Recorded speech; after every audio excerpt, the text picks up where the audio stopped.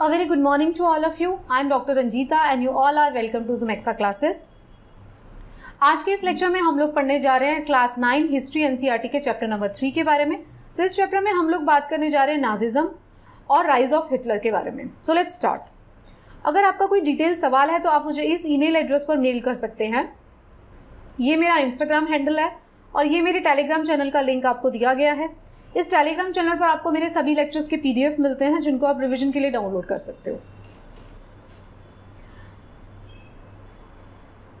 जैसा कि आप जानते हैं हम क्लास 9 की हिस्ट्री एनसीईआरटी में हम वर्ल्ड हिस्ट्री की बात कर रहे हैं। तो चैप्टर 1 और 2 में अभी तक हम फ्रेंच रिवॉल्यूशन के बारे में पढ़ चुके हैं।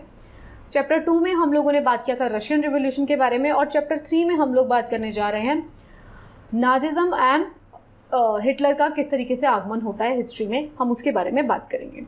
तो इस चैप्टर में हम लोग बात करेंगे कि किस तरीके से वीमर रिपब्लिक की स्थापना होती है, वर्ल्ड वॉर के क्या क्या इफेक्ट्स आते हैं, इकोनॉमिक क्राइसिस कैसे आता है, ईयर्स ऑफ डिप्रेशन कब थे, हिटलर का राइज किस तरीके से हुआ, डेमोक्रेसी का डिस्ट्रक्शन कैसे होता है, रिकंस्ट्रक्शन हिटलर के द्वारा किस तरीके से किया जाता है, नाजीज के बारे में वर्ल्ड ओवर व्यू क्या है और रेशियल स्टेट किसे बोला जाता है, रेशियल यूटोपिया के बारे में बात की जाएगी, किस तरीके से नाजी जो आइडियोलॉजी थी उसने जो है डेथ और कॉन्सेंट्रेशन कैंप किस तरीके से बनाए थे, हम इन सब चीज़ों के बारे में बात करेंगे। तो शुरुआत में हम लोगों को ये समझना होगा, हम लोग जाएंगे उस टाइम पीरियड में जब हमने बात किया था फ्रेंच रिवॉल्यूशन के बारे में। फ्रेंच रिवॉल्यूशन के बाद क्या हुआ, इंडस्ट्रियल रिवॉल्यूशन आता है और अलग अलग तरीके के आइडियाज़ जो हैं पूरे यूरोप में फैल जाते हैं। इंडस्ट्रियल रिवॉल्यूशन आने के बाद क्या होता है, वर्कर्स जो वर्किंग क्लास है उसके आइडियाज़ आते हैं, वो वर्किंग क्लास का ऑपरेशन होता है तो सोशलिज्म की स्थापना होती है।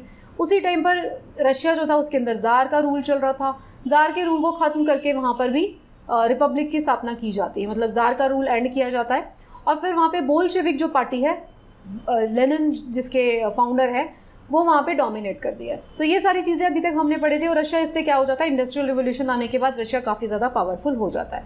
उसके बाद जो है रशिया जो है वर्ल्ड वॉर हमें देखने को मिलती है। 1914 से लेकर 1918 तक हमने वर्ल्ड वॉर को देखा। तो अब ये जो बात हो रही है कि जो जर्मनी है along side the Austria, Germany और ऑस्ट्रिया एक साइड पर थे और वो फर्स्ट वर्ल्ड वॉर चल रही है 1914 से लेकर 1918 तक against the allied forces. Allied forces में क्या था, इंग्लैंड था, फ्रांस था और रशिया था। लेटर ऑन बिल्कुल लास्ट मोमेंट पे उसके अंदर यूएस का कॉपरेशन भी आ जाता था, राइट। तो अलाइड फोर्सेस थी और एक ये वाला पावर्स थी जिसके अंदर जर्मनी और ऑस्ट्रिया आते थे। लेकिन ये सारी की सारी जो पावर्स थी फर्स्ट वर्ल्ड वॉर में जर्मनी को जो है डिफीट का सामना करना पड़ता है। जर्मनी जो है हार जाता है, स्टार्टिंग में उसको ज़रूर थोड़ा सा गेन मिलता है, वो बेल्जियम और फ्रांस के ऊपर जो है अपना कुछ जो है एडवांसेस कर पाता है, लेकिन वर्ल्ड वॉर फर्स्ट जो है जर्मनी हारता है। और वर्ल्ड वॉर फर्स्ट के हारने की बात होती है treaty of Versailles sign. Treaty of Versailles जो होती है उसमें काफ़ी हार्श मेजर्स लगाए जाते हैं जर्मनी के ऊपर। जर्मनी के लोग इससे काफ़ी परेशान हैं जिसकी वजह से जो है हिटलर का आगमन होता है। तो इन सारी चीज़ों के बारे में हम लोग इस डिटेल में चैप्टर में बात करेंगे। एक और बात मैं यहाँ पे कहना चाहती हूँ, जो भी लोग जिस भी एग्जाम की प्रिपरेशन आप कर रहे हैं, चाहे यूपीएससी एग्जाम की प्रिपरेशन कर रहे हैं या आपके किसी भी स्टेट पीसीएस एग्जाम में अगर वर्ल्ड हिस्ट्री आ रही है तो वर्ल्ड हिस्ट्री जो है आप जितनी हिस्ट्री की एनसीईआरटी में दी गई है क्लास 9 में और क्लास 10 में भी हम वर्ल्ड हिस्ट्री पढ़ेंगे, तो जितना यहाँ पे दिया गया है ना वो मोर देन सफिशिएंट है, ट्रस्ट मी। क्लास 9 की हिस्ट्री में मैं आपको जो कुछ भी पढ़ा रही हूँ आप उसको शांति से बिल्कुल फ्रेमवर्क फॉर्मेशन करते रहिए, आप चुपचाप उसको सुनते रहिए बस, और सुनते रहिए और उसे इम्बाइब करिए तो फ्रेमवर्क फॉर्मेशन हो जाएगा। जब हम क्लास 10 में फिर से हिस्ट्री को पढ़ेंगे तो वो जितनी भी चीज़ें हैं और वो सारी की सारी आपके दिमाग में फिक्स हो जाएंगी। उन्हीं चीज़ों के बारे में हम ज़्यादा डिटेल में बात करेंगे। अगर आप वर्ल्ड हिस्ट्री को समझना चाहते हैं और वर्ल्ड हिस्ट्री को समझ के अगर आप इंटरनेशनल पॉलिटिक्स को भी समझना चाहते हैं, अपने आईआर को भी स्ट्रॉन्ग करना चाहते हैं, तो history NCERTs are more than sufficient. Again I am reiterating the same fact, okay. तो अब हम बात करेंगे, ये आप देख सकते हैं कि जर्मनी का क्या हाल होता है वर्साइलेस की ट्रीटी के बाद। तो अब हम बात करेंगे कि जो वर्साइलेस वाली ट्रीटी साइन की जाती है, जर्मनी जो है वॉर में हार गया है, रशिया के साथ उसने ट्रीटी साइन कर लिया है, ट्रीटी ऑफ वर्साइलेस। उसके बाद जो होती है जर्मनी के ऊपर बहुत सारे हार्श मेजर्स लगा दिए जाएंगे। अब जो होती है वर्ल्ड वॉर हारने के बाद जर्मनी में दो तरीके के ग्रुप्स आपको देखने को मिलेंगे। एक था स्पार्टासिस्ट लीग देखने को मिलती है। स्पार्टासिस्ट लीग क्या करती है, वो एक रिवोल्यूशनरी अपराइजिंग है। There was a revolutionary uprising जो कि एक स्पार्टासिस्ट लीग बनाती है। दूसरी जो होती है वो आपको दिखेगी डेमोक्रेटिक पार्टी। तो डेमोक्रेटिक पार्टी में कौन कौन है, सोशलिस्ट हैं, डेमोक्रेट्स हैं और कैथोलिक्स हैं। और स्पार्टासिस्ट लीग जो है वो एक रिवोल्यूशनरी अपराइजिंग वाली पार्टी है जिसके अंदर उसके बाद सोवियट्स बनाए जाते हैं वर्कर्स के, सोवियत स्टाइल गवर्नमेंट की वो डिमांड करते हैं। सोवियत स्टाइल गवर्नमेंट कौन सी है? रशियन रिवॉल्यूशन के बाद बोल्शेविक पार्टी आ गई थी, तो ये उस टाइप की गवर्नमेंट की डिमांड कर रहे हैं। कौन? स्पार्टासिस्ट लीग वाले ग्रुप, जो कि रिवॉल्यूशनरी ग्रुप है। दूसरी तरफ दूसरा ग्रुप कौन सा था? डेमोक्रेटिक रिपब्लिक का। तो अब क्या हुआ है, इसके द्वारा क्या होता है, डेमोक्रेटिक रिपब्लिक का जो ग्रुप होता है, नेशनल असेंबली की स्थापना होती है, वो विमर में मिलती है। विमर एक प्लेस है, विमर वाले प्लेस में जो है नेशनल असेंबली मिलती है, और वहाँ पे फेडरल स्ट्रक्चर, जो डेमोक्रेटिक स्ट्रक्चर है जर्मनी में, उसकी स्थापना की जाती है। डेमोक्रेटिक कॉन्स्टिट्यूशन की स्थापना की जाती है, जो कि एक फेडरल स्ट्रक्चर है। फेडरल स्ट्रक्चर का मतलब आप अच्छे से समझते हैं, सेंटर की पावर होती है, लेकिन स्टेट्स के पावर भी अपनी अपनी, स्टेट के पास भी अपनी अपनी पावर्स होंगी, राइट। तो होता क्या है, 1990 में होता है डेमोक्रेटिक कॉन्स्टिट्यूशन की स्थापना। अब क्या होता है, डेमोक्रेटिक कॉन्स्टिट्यूशन की जब स्थापना होती है तो जर्मन पार्लियामेंट का स्थापना किया जाता है, जिसको हम रेकिस्टैग बोलते हैं। तो राइक्सटैग जिसका प्रोनाउंसिएशन है, राइक्सटैग जो है उसको बोला जाता है जर्मन पार्लियामेंट को। तो ये जर्मन वर्ड है, तो इसका प्रोनाउंसिएशन थोड़ा सा डिफरेंट है। तो राइक्सटैग की स्थापना की जाती है, which is the German parliament. और जो राइक्सटैग जो बनती है वो किस बेसिस पे बनती है? वो बनती है यूनिवर्सल वोटिंग, सब लोग उसमें वोट करते हैं, वुमेन भी उसमें वोट करती है। राइक्सटैग की स्थापना हुई है 1919 में। अब राइक्सटैग की स्थापना तो हो गई है, लेकिन जो स्पार्टासिस्ट जो थे, later founded by communist party of Germany, जो उनको बनाया गया था, जो स्पार्टासिस्ट जो ग्रुप था, उसको जब कॉन्स्टिट्यूशनल स्थापना की जाती है राइक्सटैग की, तो जो स्पार्टासिस्ट जो ग्रुप था, जो कि रिवोल्यूशनरीज का ग्रुप था, उसको काफ़ी सप्रेस कर दिया जाता है, राइट। तो ये आपको समझना पड़ेगा कि विमर जो गवर्नमेंट है, जो विमर रिपब्लिक की जो स्थापना हुई है, वो बनाया गया है उस ग्रुप के द्वारा, जो कि डेमोक्रेटिक रिपब्लिक वाला ग्रुप था मेजरली। ये दोनों अपोज में चल रहे थे, तो ये आपको समझना पड़ेगा। अब स्थापना हो जाती है। अब ये जो विमर जो है, हाँ, ये जो रिपब्लिक बनता है, जिसकी स्थापना की जाती है अब जर्मनी में, ये इतना ज़्यादा पॉपुलर नहीं है। क्यों नहीं है? लोग इससे बहुत ज़्यादा नाखुश हैं। अब लोगों के नाखुश होने का कारण क्या है? लोगों के नाखुश होने के कुछ कारण थे। पहला कारण, अलग अलग बहुत सारे कारण थे। पहला कारण तो आप यही समझ सकते हैं कि जर्मनी जो है वॉर में हार गया। लोग जो है दोषी मान रहे थे, रिपब्लिक्स को ही दोषी माना उन्होंने। जो ये वाली पार्टी है डेमोक्रेटिक रिपब्लिक, ये वाली जो पार्टी के जो लोग हैं, जो इसके सपोर्टर्स हैं, लोगों ने, जर्मनी की पॉपुलेशन की बात हो रही है यहाँ, तो जर्मनी के लोग जो मानते थे कि इन लोगों की वजह से हम लोग वर्ल्ड वॉर हारे हैं। वर्ल्ड वॉर हारने के बाद होती है ट्रीटी ऑफ वर्साइलेस साइन, जिसकी बाद बहुत सारे हार्श मेजर लगाए जाते हैं, इकोनॉमिक सेंशन लगाई जाती है। जो कोयले की खाने हैं, जर्मनी की रूर जो फील्ड है, उसको वो लूज़ कर देते हैं, वो फ्रांस के पास चला जाता है। जर्मनी की जो कॉलोनीज़ होती है वो सारी वो लूज़ कर देते हैं, टेरिटरी को लूज़ करते हैं। जर्मनी को डीमिलिटराइज कर दिया जाता है। वॉर गिल्ट क्लॉज जो है, Germany held responsible for the war and damages. और अलाइड ग्रुप्स जो होते हैं, मतलब बाकी की जो कंट्रीज थी जिन्होंने जर्मनी के साथ मिली हुई थी, वो सब भी जर्मनी को ही दोषी मानते थे। तो ये सारी चीज़ें चल रही हैं। और क्या था, कंपनसेशन में 6 बिलियन यूरोज जो थे, 6 बिलियन यूरोज को देना पड़ रहा था। तो इतना सारा फाइन लगाया गया था। अलाइड जो आर्मीज थी वो ऑक्यूपाई कर लेती हैं सारे रिच रिसोर्स। राइनलैंड 1920 तक ये सारे के सारे रिसोर्स उनके पास चले जाते हैं। तो मतलब ये सारे के सारे कारण थे कि जो ये वीमर जो रिपब्लिक की स्थापना हुई थी, उससे लोग ज़्यादा खुश नहीं थे।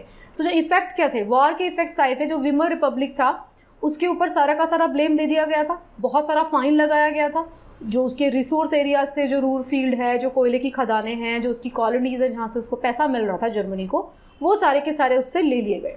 तो अब आप समझ लीजिए वीमर रिपब्लिक कितनी मुश्किल से वहाँ पे उस टाइम पे एडमिनिस्ट्रेशन को संभालना कितना मुश्किल रहा होगा। So those who supported Weimar Republic, उनको जो लोग थे नवंबर क्रिमिनल के नाम से बोलने लग गए थे, जो भी सपोर्ट करता था उस टाइम पे वीमर रिपब्लिक को।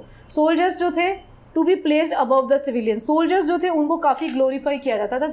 असलियत में सोल्जर्स की जो कंडीशन थी वो बहुत ख़राब थी जब वो वर्ल्ड वॉर में लड़ रहे थे, बट जो भी सोल्जर्स थे उनको बहुत ग्लोरीफाई किया जाता था, क्योंकि वीमर रिपब्लिक से लोग बहुत नाराज़ थे, राइट। वीमर रिपब्लिक को बहुत ज़्यादा ये मानते थे लोग कि वो रिस्पॉन्सिबल है जिसकी की वजह से हम लोग वॉर को हार गए।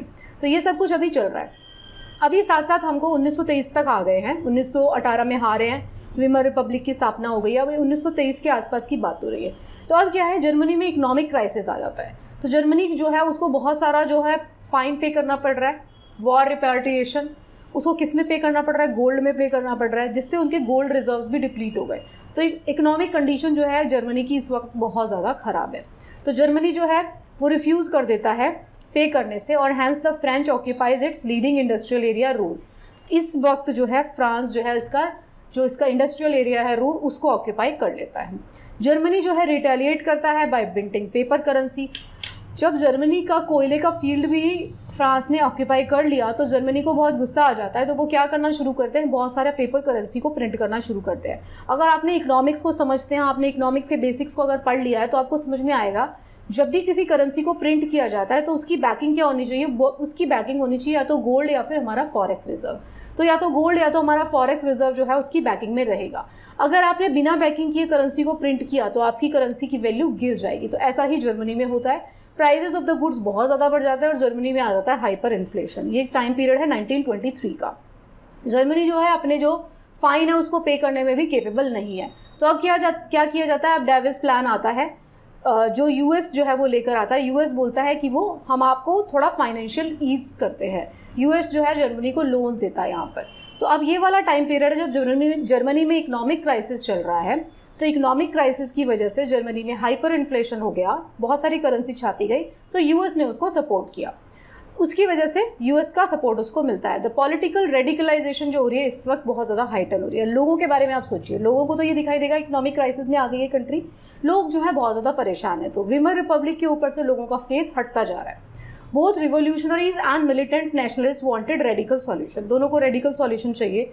लोगों का वीमर रिपब्लिक के ऊपर कोई फेथ नहीं है, लोग चाहते हैं कि हमें कोई रेडिकल सॉल्यूशन करना चाहिए। तो यहाँ तक कि आपको थोड़ी समझ में आती है। ये देखिए, ये बास्केट्स है, baskets and cards been loaded with bank in Berlin, जिसमें कि पेपर करेंसी जो है लेके जा रहे हैं लोग।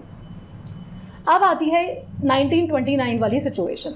अब आपने अभी तक ये समझ लिया 1923 में यूएस ने इसको ईज आउट किया, लोन देना शुरू कर दिया। अब आता है 1929 जब पूरा का पूरा वर्ल्ड डिप्रेशन में जा रहा है। यूएस जो है वो खुद डिप्रेशन में चला जाता है 1929 में। अब क्योंकि यूएस डिप्रेशन में जाएगा तो अब क्योंकि यूएस के ऊपर जितने लोग डिपेंडेंट हैं, बाकी के देश जो हैं उनकी इकोनॉमी भी ख़राब होती है।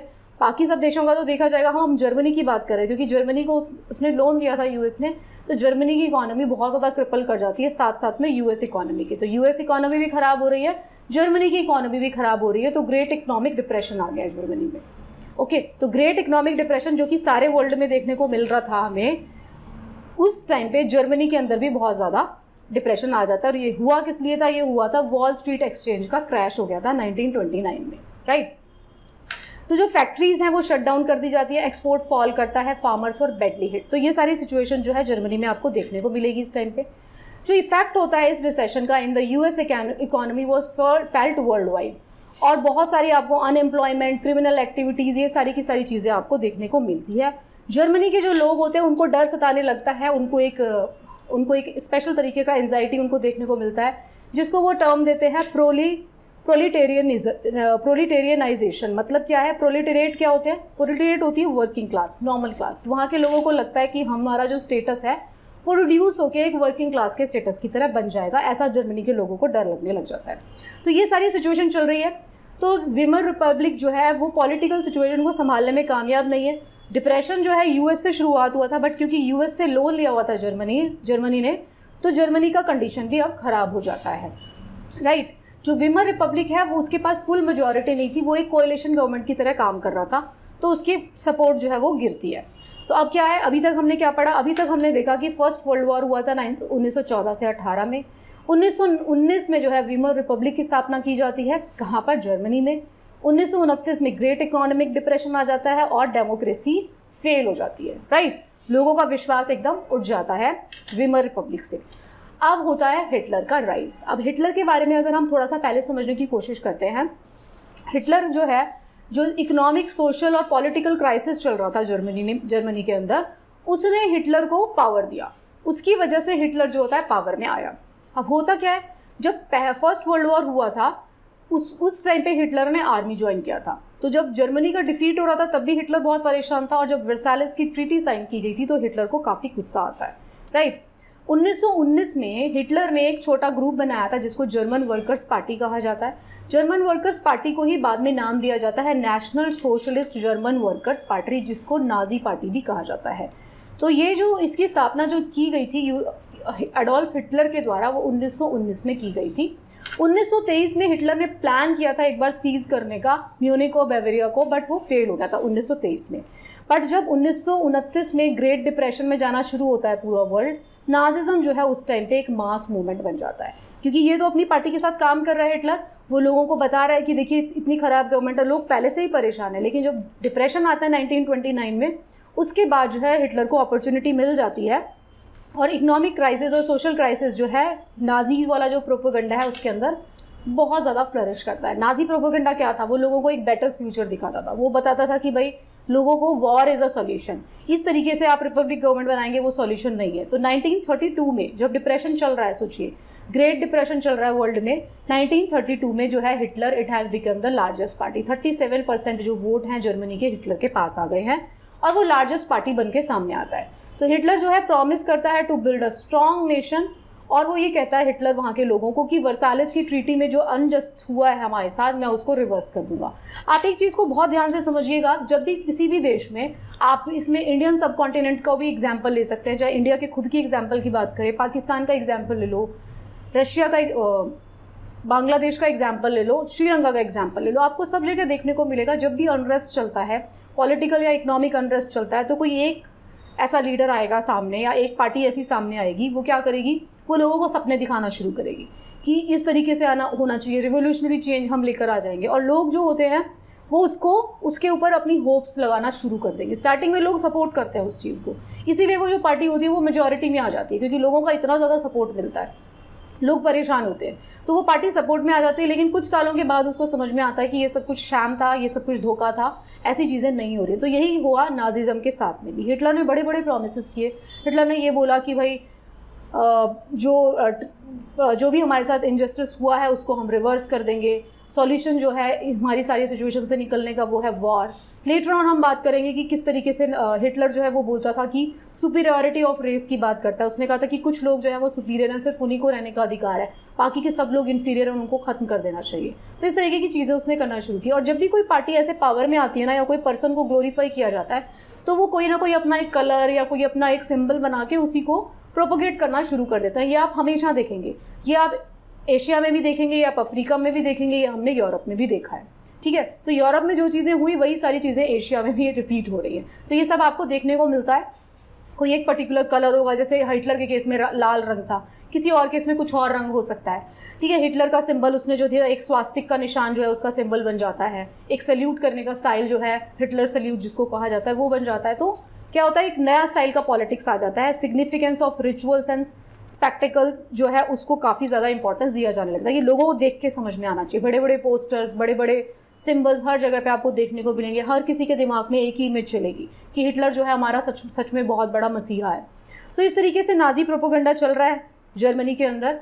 किस वजह से हुआ था वो? इकोनॉमिक क्राइसिस के आने की वजह से उसको जो है स्वास्तिक, ये देखिए आपको दिखेगा इस फोटो में, ये देखिए स्वास्तिक का निशान रेड कलर के फ्लैग्स के ऊपर। ये देखिए लोग कितने हैं, पूरा ग्राउंड भरा हुआ है। ये मासेज हैं सारे के सारे, ये इन्फ्लुएंस होते हैं। ये बहुत ज़्यादा दिमाग नहीं लगाते, बस ये इन्फ्लुएंस होते हैं। किसी बात से परेशान है, किसी ने इनको सॉल्यूशन दिया नहीं, सिर्फ सॉल्यूशन बोला कि ऐसा सॉल्यूशन हम देंगे इसको, सपने दिखाए, तो लोग उसी के पीछे चलना शुरू कर देते हैं। राइट, तो नाजी प्रोपेगेंडा चल रहा है सक्सेसफुली। हिटलर को मसीहा बना दिया गया है। Destruction of democracy. अब क्या है, हिटलर का जो एक प्रेसिडेंट है हिंडबर्ग, वो ऑफर करता है, उसको चांसलरशिप ऑफर की जाती है।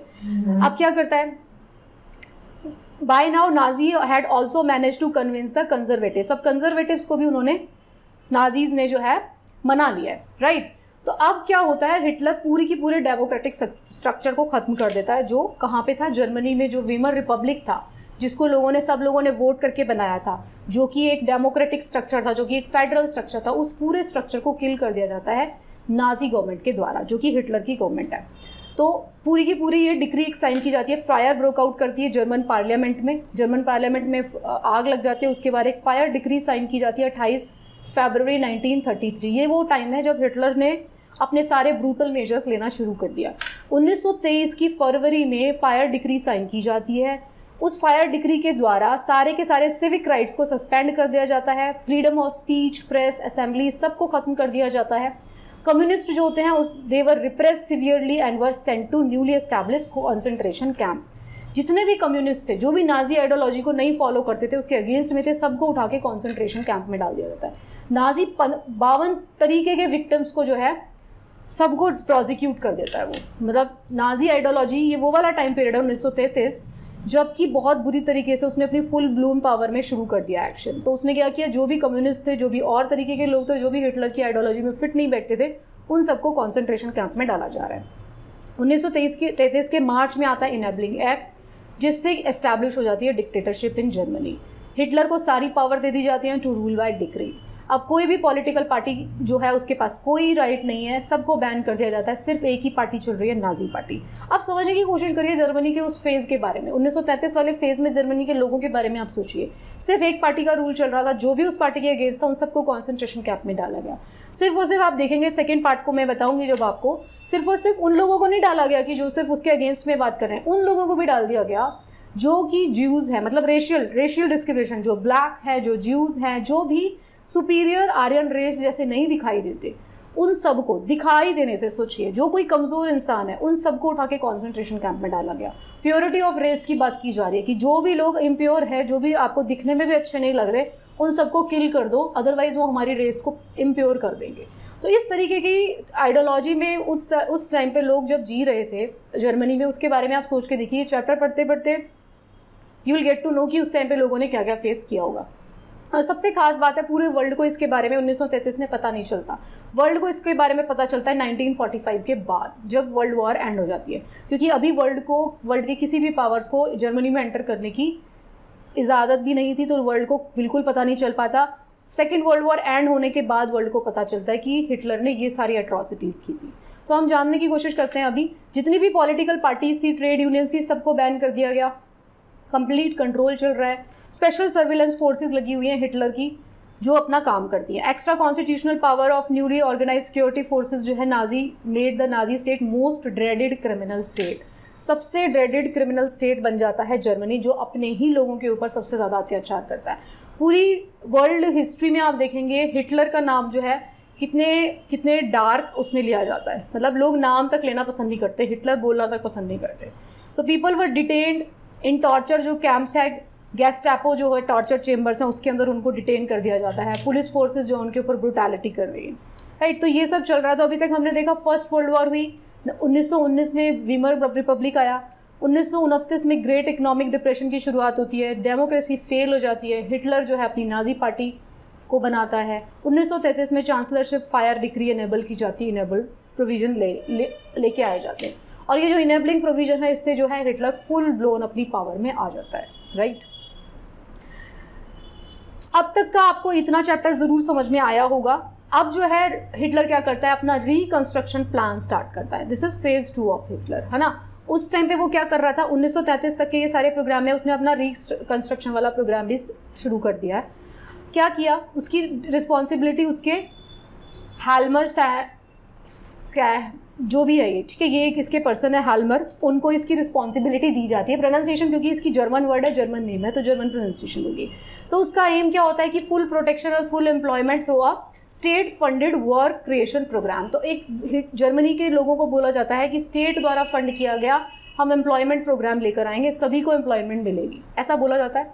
उस टाइम पे जर्मनी में हाईवेज बनाए जाते हैं, वॉक्सवैगन जो है उसकी स्थापना की जाती है, वॉक्सवैगन कार जो है उसको लाया जाता है, और खुद कार वॉक्सवैगन जो कार कंपनी है उसको इस्टेब्लिश किया जाता है। इंफ्रास्ट्रक्चर जो होता है जर्मनी में काफ़ी अच्छा किया जाता है। 1933 में जो है हिटलर विड्रॉ कर लेता है लीग ऑफ नेशन से भी। अब ये समझिए लीग ऑफ नेशन की शुरुआत कब गई थी, उसको बनाया गया था 1920 में, वर्ल्ड वॉर खत्म होने के बाद। इसलिए बनाया गया था कि ताकि वर्ल्ड पीस को मेंटेन किया जा सके। बट 1933 तक आते आते हिटलर ने क्या किया, लीग ऑफ नेशन से रिज़ाइन कर दिया, उसने अपने आप को विड्रॉ कर लिया कि हम नहीं है पार्ट लीग ऑफ नेशन का। अब आप समझ सकते हैं क्योंकि हिटलर बहुत ज़्यादा पावरफुल हो गया था।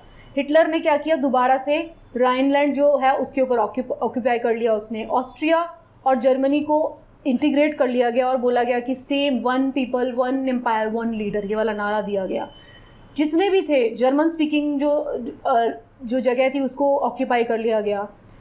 उस टाइम पे जो ये वाला टाइम पीरियड था ना, 1937-38 के आसपास वाला टाइम पीरियड, उस टाइम पे इंग्लैंड ने भी सपोर्ट किया था जर्मनी को, सिर्फ ये सोचकर, क्योंकि इंग्लैंड को लगता था कि जो वर्साइलेस जो ट्रीटी थी वो बहुत ख़राब थी, बहुत हार्श थी, ये सोच के उस टाइम पे इंग्लैंड ने उसको सपोर्ट किया था। वो अलग स्टोरी है कि वर्ल्ड वॉर 2 जब होता है तो इंग्लैंड जो है जर्मनी की अपोजिशन में ही काम करता है, दोनों की आपस में लड़ाई चलती है। बट इस टाइम पे जो है ये वाला टाइम पीरियड जो हम पढ़ रहे हैं अभी, जब वो पावर में चल रहा है फुल पावर में, तो उस टाइम पे सपोर्ट किया गया है इंग्लैंड के द्वारा। हिटलर को लगता था कि वॉर जो है वही है रास्ता इकोनॉमिक क्राइसिस से बाहर निकलने का। तो हिटलर अपना क्या काम कर रहा था, हिटलर ये काम कर रहा था कि वो बहुत सारी टेरिटरीज को भी ऑक्यूपाई कर रहा था। तो सेकेंड वर्ल्ड वॉर स्टार्ट होता है 1939 में।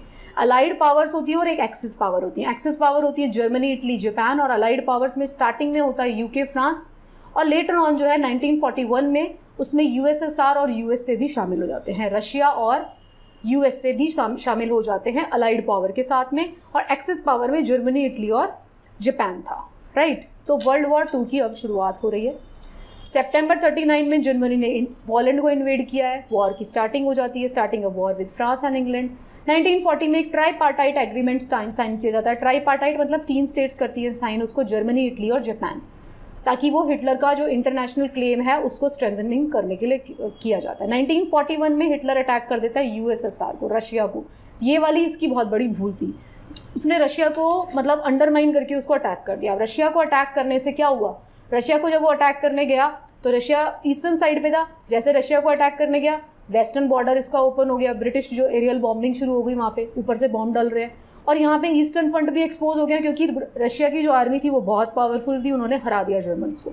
तो रशिया के ऊपर अटैक करना इसकी बहुत बड़ी भूल थी, रशिया ने भी हरा दिया इधर से, और इधर से यूके ने अटैक शुरू कर दिया। तो सोवियत रेड आर्मी जो है उसने इसको हरा दिया। यूएसए जो था स्टार्टिंग में रेजिस्ट कर रहा था इन्वॉल्वमेंट को, लेकिन यूएसए क्यों शामिल हुआ, दिसंबर 41 में क्या किया जापान ने, उसने देखा कि जर्मनी हार रहा है, तो जापान ने क्या किया, पर्ल हार्बर के ऊपर उसने, Japan extended his support to Hitler and bombed USA base. USA का जो बेस था उसके ऊपर उसने अटैक कर दिया, किसने, जापान ने। इसी वजह से, इसी चीज़ का बदला लेने के लिए यूएसए ने 1945 में हिरोशिमा एंड नागासाकी के ऊपर न्यूक्लियर बॉम्ब डाला था। 1941 में पर्ल हार्बर के ऊपर अटैक किया था जापान ने टू सपोर्ट जर्मनी, और यूएस ने वॉर को एंड करने के लिए 45 में हिटलर के ऊपर बॉम्ब डाला था, जापान के ऊपर बॉम्ब डाला था, और हिटलर इस वॉर में हार गया था, तब जाके सेकेंड वर्ल्ड वॉर बंद हुआ था। तो ये हमने ब्रीफली देखा कि किस तरीके से हिटलर का आगमन होता है, किस तरीके से हिटलर जो है पावरफुल होता है, क्योंकि जर्मनी के अंदर इकोनॉमिक पॉलिटिकल क्राइसिस चल रहा था, उसका फ़ायदा उठा के हिटलर की जो पार्टी है वो पावर में आ जाती है। वो लोगों के दिल में जो है उसको, उनको सपने दिखाता है, उनको बताता है कि भाई वॉर जो है यही हमारे लिए सॉल्यूशन है। बड़े बड़े सिंबल्स यूज़ किए जाते हैं, स्वास्तिक का सिंबल यूज़ किया जाता है, ये सारी चीज़ें चल रही हैं। स्टार्टिंग में यूके ने सपोर्ट किया था, लेकिन जैसे ही वर्ल्ड वॉर स्टार्ट होती है तो यूके अगेंस्ट में ही काम करता है। जो जर्मनी है वो रशिया के ऊपर अटैक कर देता है, रशिया जो है उसको हरा देता है इस तरफ से, और उसको एनेक्स कर लेता है उसकी टेरिटरीज़ को। जब रशिया ने एनेक्स की टेरिटरीज़ ऑफ जर्मनी, तो वो उसने कई सालों तक रखी हैं, कई सालों तक। जो टेरिटरी एक्वायर हुई थी ना जर्मनी जो रशिया के ऊपर अटैक करने के बाद, वो बहुत सालों तक वहीं पर रहती है, सेंचुरीज़ तक, हाफ सेंचुरीज़ तक, ठीक है। एंटायर ईस्टर्न यूरोप जो है वो रशिया के कब्जे में चला जाता है उसके बाद, ठीक है। तो ये सब चल रहा था। आई होप आपको इतना चैप्टर समझ में आया था कि रशिया की हिटलर का आगमन क्यों हुआ, नाजी आइडियोलॉजी जो है वो क्यों फ्लरिश किया। So this was the first part of this chapter.